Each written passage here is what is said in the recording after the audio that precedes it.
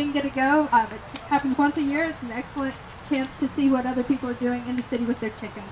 And also, I have started my own side. I have my own business, and I do IT consulting. But I'm doing also funny farm industry. Anything to do with urban gardening. I like having resources that are automated and easy to get to access information. So that's where Pickin' Chicken comes in. That's the first endeavor going on.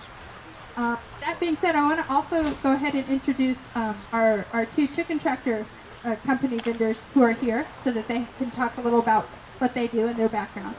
We'll start here with Patsy.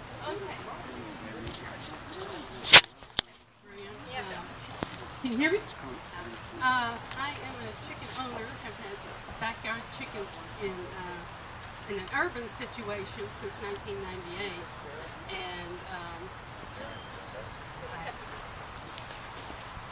and I moved to Austin about a year and a half ago and could not move my chicken coop from Houston, and so I started looking around for chicken coops. I bought one, but I really wasn't satisfied with it, so I started thinking about all the people who raise chickens and the options that are available here, and thought, well, maybe there's room for some other types of coops. I know that, mobile chicken coops has a whole lot of mobile coops, but there are people who have situations where they want a more standard, stable coop. The tractors that I brought can be used in both situations, either stable where it is, or you can move it around the yard. Anyway, I'll be here to answer questions. Thanks, Michelle, for inviting me. Thank you, Patsy. We also have Josh with Mobile Chicken Coop, and I'll let Josh introduce himself. Hi, I'm Josh Hudgens, and I'm the owner of Mobile Chicken Coops. We're based out of Burnet, Texas, and I've had backyard chickens since about 1978. We lived off of Lamar and Runberg when that was outside of Austin just about. And so I've had chickens since I was 3 years old, and have raised chickens ever since. And got tired of cleaning out chicken coops, and said there's got to be a better way, especially raising a lot more birds. And so we started developing our mobile line, still selling chickens primarily, and then had people interested in our coops. And so we started building and selling some of our coops. We've got about 20 products in our product line, both mobile, stationary. We do a lot of conversions, site builds, playscapes, rebuilding playscapes, rebuilding barns, all of those kind of things. Plus we sell chickens. In springtime we have some waterfowl, guineas, turkeys. I'm fixing to get an order of turkeys in. So we've got everything, including our own line of feed that we have custom milled. So we can set up a complete package for you to help you get started from the coop, chickens, feed, feeders, waters, the whole 9 yards. So I've got some information here and then some discount cards as well. If anybody's interested, feel free to stop talk to me. Thank you. Okay, that being said, we'll go ahead and get started. What we're going to do is we're going to have a short talk on the aspect of gardening with chickens. We'll take questions as we go, and then there'll be time for questions and answers after as well, and time to visit and ask questions freely. I wanted to get a feel for who's here today. How many of you have either now or have raised chickens in the past? 1, 2. Okay. And if I'm looking I think I counted right. How many have it? Okay, so it's about half and half, more or less. Perfect.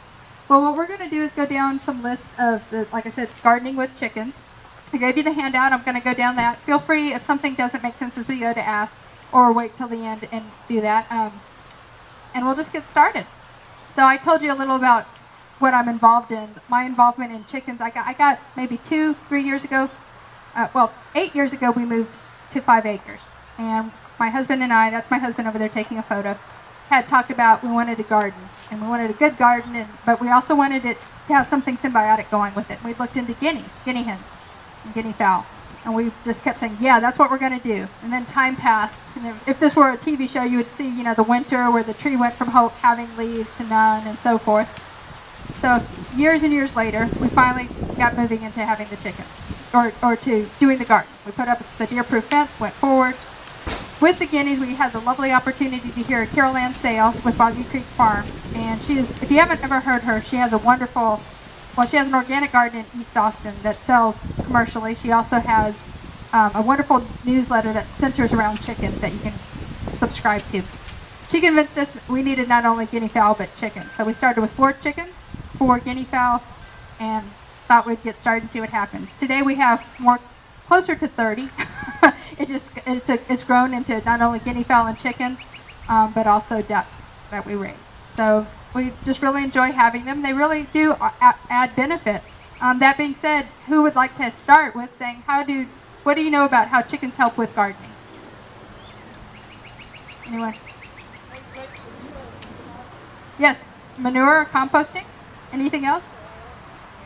Soil aeration? Yes. Debug, that's right. Your best insect control naturally.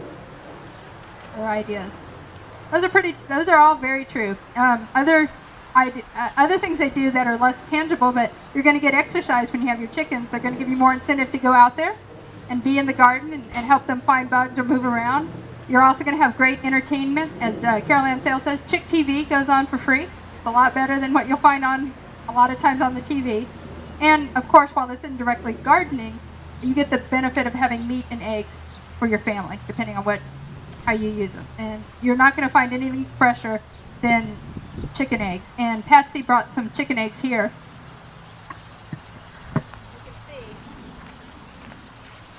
just a lovely variety. You get different colors: green, cream, white, and you'll never see a more yellow. You'll never find one in a store that you can find as fresh as what you can get from your own backyard.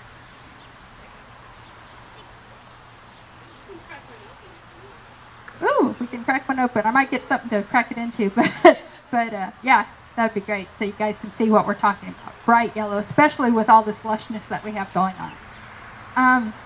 Composting. Specifics. I want to get into the specifics of how they can compost. Your average size hen also produces 1 cubic foot of manure every 6 months. So that's a fair amount of manure going on. Chicken poop is high in nitrogen, phosphorus, and potassium. And straight out, it is hot, and I wouldn't apply it to a garden. It needs time to mellow, to say it best. And in composting, you have your greens and your browns. The chicken poop is the green part. The brown you can also get from the chicken side through their bedding. You can use whatever you use for their bedding, leaves or hay or straw or pine shavings, some kind of shavings like that. What you don't want to use is cedar. Do not use cedar shavings. It's very bad for the respiratory and toxic to chickens that way. You can also find that the compost that you get is a good soil amendment.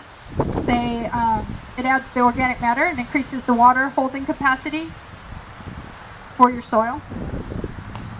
Generally speaking, in composting, you usually have 1 part brown to 2 parts green. Because chicken manure is so high in nitrogen, you may find other ratios. I would experiment and see what works for you. It might be 1 to 1. It might even be a 2 to 1 instead of a 1 to 2 mixture. But you can kind of do that. It's a little bit trial and error. Every chicken's different, and every gardening situation and composting what you're adding is different. So that all comes together. And as I already mentioned, and I put as a note, never ever use cedar shavings. It's just not good for the chickens. Okay, we talked about bug control. Being more specific, you'll find they will eat anything and everything bug related, almost anything and everything. I've noticed they don't eat pill bugs, but for my chickens at least, but they'll eat the worms, grubs, other small bugs going around. They'll eat and kill your snakes. They'll eat fire ants, but I caution there, just keeping in mind, if you had a whole colony of fire ants that came and they could overpower your chicken, and that isn't a viable situation. But if you have 1 or 2 or 3 kind of crawling around, the chicken can come and eat, selectively at a slow-moving, so to speak, conveyor belt rate. So you've got a lot. They'll eat rodents, or they'll help kill rodents. They're a fierce little crowd, and I've seen them scare away cats and do everything else. So they're really beneficial. And we'll get into a little later how you can use some of that that force to strategically have it with the garden.